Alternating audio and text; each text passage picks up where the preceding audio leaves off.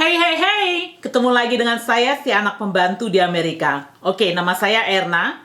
Jadi hari ini saya akan ajak teman-teman untuk mengedukasi emak-emak soal saham. Oke? Jadi hari ini mari kita sama-sama membedah ya. Langsung terjun ke lokasi membahas soal apa sih itu swing trade. Jadi mungkin teman-teman belum tahu ya. Jadi selain jangka panjang saham-saham yang saya punya, saya juga melakukan swing trade. Oke, jadi mungkin teman-teman belum tahu ya, kalau sebagian kecil dari dana yang saya punya saya alokasikan ke swing trade. Jadi swing trade itu idenya adalah saya coba membeli saham-saham yang bagus ya teman-teman, yang kualitasnya bagus ya. Dan saya lihat kebetulan sahamnya lagi turun dan saya beli, dan ketika harganya naik saya akan jual. Oke teman-teman, jadi swing trade itu idenya adalah teman-teman coba membeli saham ya. Kalau untuk saya pribadi, saya akan membeli saham yang kualitasnya bagus. Saya beli ketika saham itu turun dan saya jual ketika saham itu naik. Nah, biasanya orang ya melakukan swing trade itu dia lebih ke price target. Jadi dalam arti contohnya saham A turun menjadi $10 yang sebelumnya $15, dan teman-teman bisa menjual kembali ya ketika dia naik kembali saham tersebut menjadi $15. Tapi kalau saya agak sedikit beda karena memang saya sekarang menangani full time ya saham. Jadi saya itu berdasarkan presentasi. Jadi ketika saya melihat saham saya naik 5%, saya akan jual. Atau kalau dalam sehari saja saham itu untung 1 atau 2% dalam sehari, saya akan jual. Karena teman-teman sekali lagi, pergerakan saham kebanyakan dalam sehari aja itu bisa naik turun. Jadi saya coba untuk mengambil momentum lah kalau kita bisa bilang.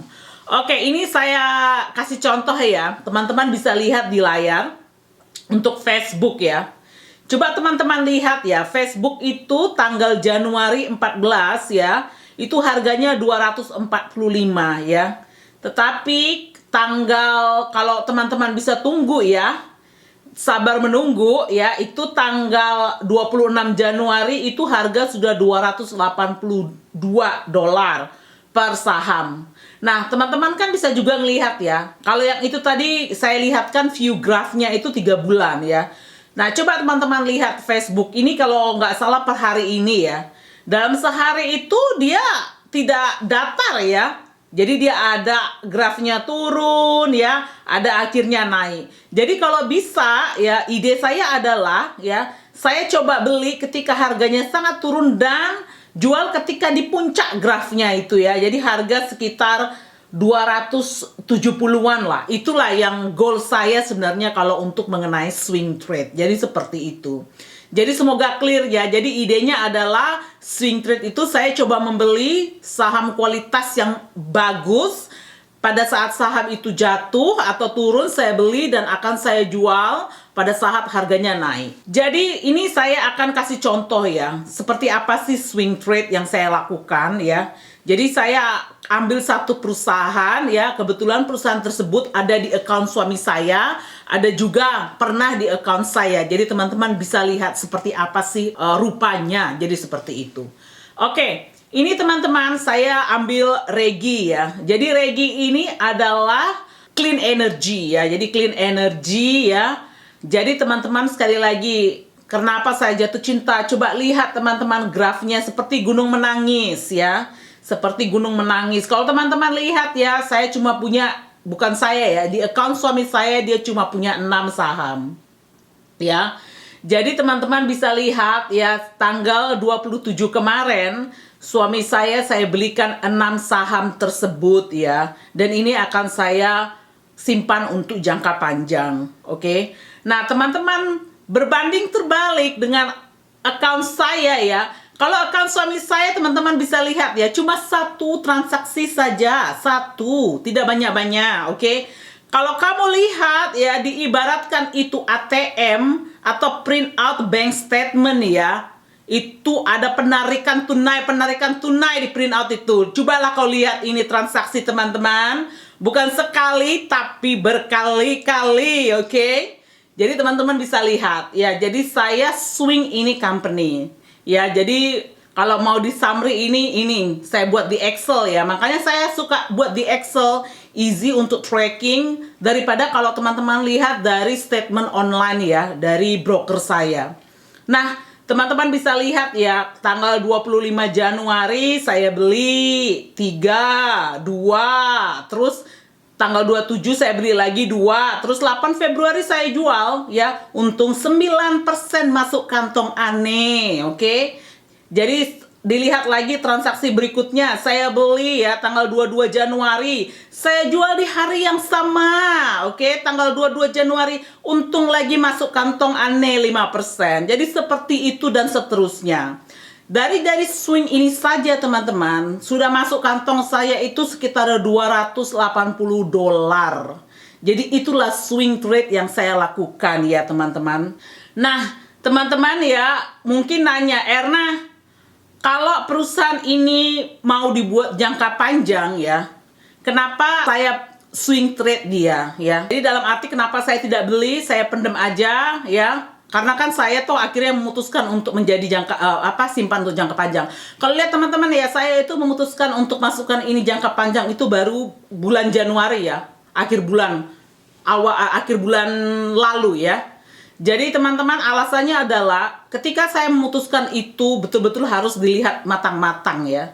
Alasan itu paling mendasar itu adalah karena presiden yang baru. Teman-teman mungkin belum sudah tahu ya, kalau Januari kemarin kan kita ada presiden yang baru. Nah, sedangkan presiden yang baru itu lebih suka ya, semuanya itu mengenai clean energy ya. Dia lebih mementingkan environment. Jadi lingkungan ya, jadi dia maunya ya EV ya, electric vehicle atau kendaraan bertenaga listrik. Jadi mereka pushnya ke sana. Dan mereka itu ya Partai Demokrat ya, dia kurang suka yang namanya oil and gas. Jadi akhirnya apa? Saham-saham yang tahun-tahun sebelumnya ini agak sedikit keterbelakang, sekarang lebih fokus. Jadi ngelihatnya harus seperti itu. Ketika saya memutuskan ya kalau perusahaan tersebut ya atau bisnis tersebut saya mau invest, saya harus tahu ini kedepannya bagaimana ya. Jadi seperti teman-teman lihat ya, perusahaan ini tidak begitu profit ya, tapi saya yakin dengan ekonomi ya, dengan politik yang ada di Amerika, saya yakin ini kedepannya akan baik ya, dalam arti akan semakin maju karena memang arahnya ke sana.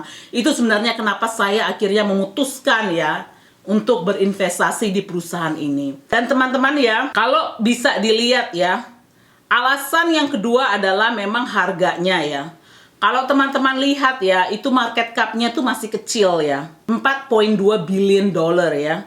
Nah, sedangkan PE ratio itu cuma 7,8 ya. Jadi dua poin itu ya teman-teman. Jadi market cap ya sama PE ratio adalah dua hal atau dua poin yang benar-benar saya fokus selain graf ya. Mungkin teman-teman tanya, apa sih PE ratio? Jadi PE ratio ini adalah semacam indikator ya, apakah saham itu murah atau mahal.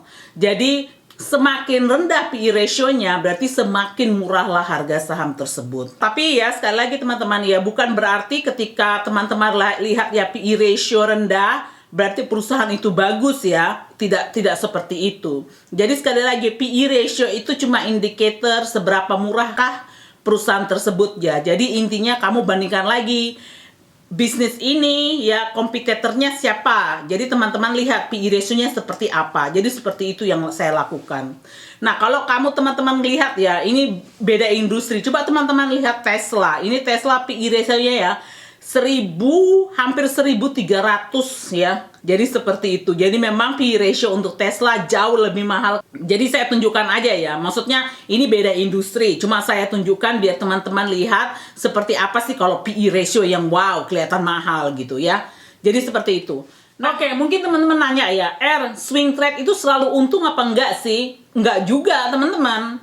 Jadi kayak sekarang ini ya, 3 hari berturut-turut ya di Amerika itu lagi merah merona ya.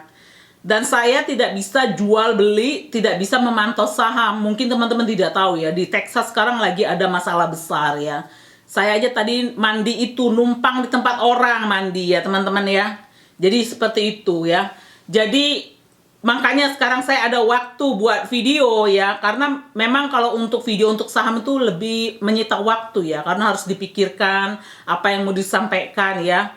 Terus itu aku harus prepare. Lain halnya kalau cuma bercerita cuap-cuap itu agak sedikit mudah lah ya. Kalau apalagi ini kalau saham ini kan idenya adalah mengedukasi ya, atau enggak berbagi informasi ke teman-teman ya, dengan tujuan harapan mudah-mudahan yang teman-teman yang mendengar itu ada yang bisa dipelajari dari video ini gitu. Nah, sekarang saya tunjukkan ya. Jadi yang mau saya garis bawahi ya dari file yang akan Anda lihat atau data yang akan Anda lihat, tidak selamanya swing trade itu profitable ya. Teman-teman bisa lihat ya, sebenarnya kemarin ada beberapa yang naik bisa saya jual, tapi saya tidak bisa melakukan transaksi ya teman-teman. Karena no internet, no electricity, oke. Jadi teman-teman lihat ya, saya ada sekitar 29 perusahaan ya, yang saya swing trade ya. Kalau teman-teman lihat itu cuma beberapa aja. Kalau teman-teman enak lihat di kolom E ya, di kolom L ya. Di kolom L itu adalah keuntungan atau kerugian yang saya alami. Yang di kolom M adalah presentasi keuntungan atau rugi yang saya sudah terima gitu ya, untuk saat ini ya. Teman-teman bisa lihat banyak kali merahnya ya, ketimbang yang putih suci ya. Jadi yang putih suci itu adalah yang untung-untung ya. Tapi belum saya jual. Karena apa? Kebanyakan dari mereka ya, yang seperti ada untung 53% itu mungkin kemungkinan untuk aku simpan untuk jangka panjang ya. Jadi terkadang kayak gitu. Milih perusahaan maunya di swing tapi jatuh cinta kupindahkanlah ke jangka panjang. Jadi ini adalah sebagian perusahaan ya yang memang saya swing trade. Jadi sekitar 29 perusahaan untuk saat ini ya teman-teman. Jadi teman-teman lihat loh, kok ruginya banyak banget kalau di total-total. Memang kalau total-total hampir ini ya 900 dolar atau hampir 1000 dolar ya, jadi sekitar 14 juta. Tapi sekali lagi kan ruginya kan nggak bisa di ini ya, nggak benar-benar rugi kalau sebelum saham itu dijual teman-teman. Lagi pula goal saya adalah paling tidak saham ini akan bisa naik. Kalaupun memang nanti rugi-rugi ya, nanti saya jual aja nggak apa-apa, ambil rugi gitu loh. Lagi sekali harus mikirnya seperti ini, sudah banyak duitnya udah masuk kantong saya. Jadi per hari ini itu mungkin hampir 10.000 dolar teman-teman ya masuk kantong, 9.000 sekian gitu ya yang masuk kantong bersih ya, tinggal nanti bayar pajaknya bikin pusing kepala. Oke, nanti saya akan discuss di video yang lain lagi itu. Jadi seperti itu teman-teman. Jadi teman-teman bisa lihat sendiri, tidak selamanya swing trade itu menguntungkan, tapi memang resikonya yang kita ambil itu lebih kecil ya ketimbang teman-teman day traders. Apalagi yang orang-orang yang pakai option ya atau kontrak itu, aduh itu lebih dangerous ya. Benar-benar teman-teman harus akurat ya. Kalau ini teman-teman tahu perusahaan itu bagus, lagi turun, didiamin aja. Kalau perusahaan bagus pasti naik, nggak mungkin turun. Bukan nggak mungkin ya, kemungkinannya kecil untuk turun. Jadi idenya seperti itu. Oke teman-teman, semoga video ini membantu ya apa itu swing trade ya. Jadi untuk teman-teman yang mungkin sibuk dalam arti ada pekerjaan tapi pengen untuk masih mau berinvestasi saham, terus mau mencari profitnya lebih cepat, mungkin ini bisa dipertimbangkan ya. Jadi itu yang saya lakukan adalah swing trade. Jadi selain jangka panjang, saya juga melakukan swing trade. Oke teman-teman, sampai ketemu ya di vlog-vlog berikutnya. Dah.